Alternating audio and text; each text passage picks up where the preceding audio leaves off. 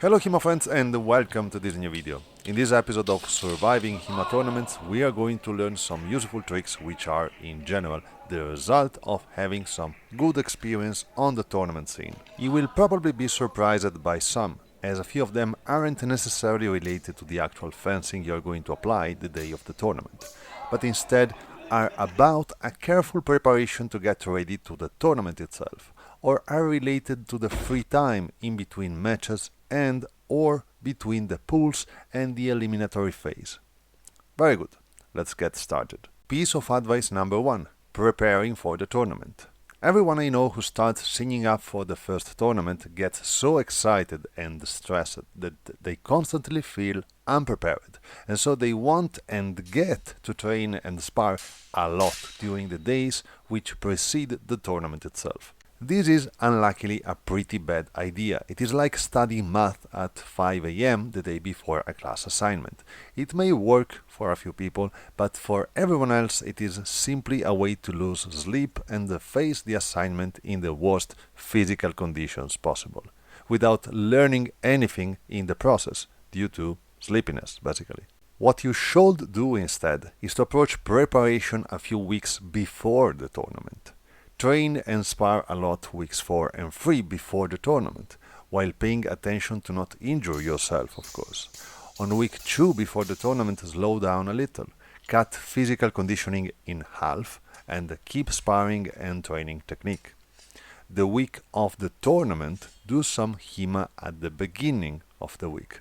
Do not train specific techniques in this case, just some medium to low intensity exchanges and some tactics related games maybe, while adding some low intensity cardio as the only physical preparation you are going to do. Then rest 2 to 4 days before the tournament, and then you will get there fresh and ready to fence. Piece of advice number 2. Eating. Eating during competitions is hard for most people. The tension closes the stomach of most fencers, but I found out a way through it. And no, it is not drinking energy drinks as if it was water, something which honestly I would not advise you to do.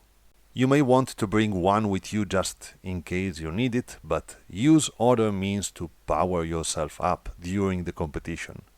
Now, the best thing you can do instead is to eat only tiny amounts of food which are extremely dense of energy, such as chocolate, for instance, peanut butter, and other similar products done with almonds or other dried fruits.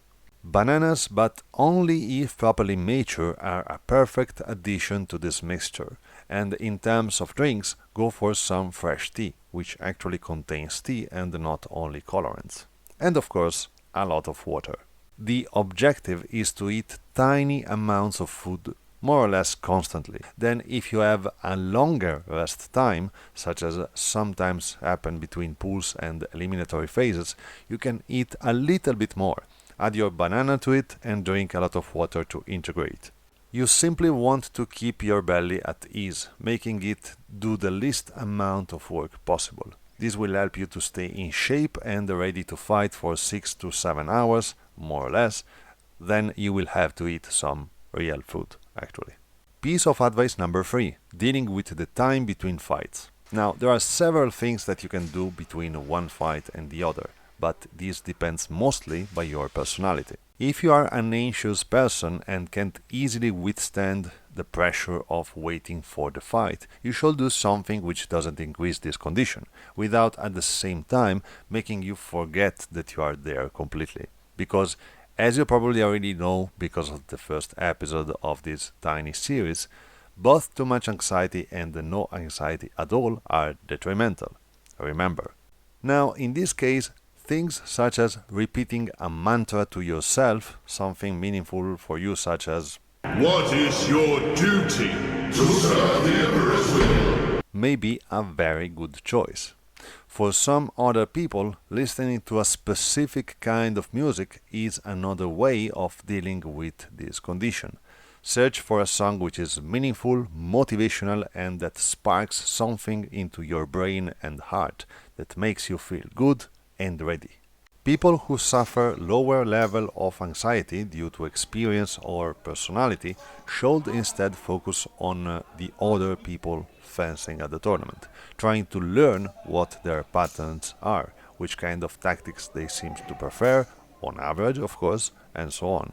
While this second option is far more productive than the previous one, it is unluckily not the best choice for everyone at any time, as some people, by watching other people fighting, simply keep thinking about their own incoming fight, instead of analyzing the possible future opponents. So here you need to be honest with yourself and find out which person you really are, or which kind of moment you are dealing with at that given time, and so on, and go for the right choice depending on this.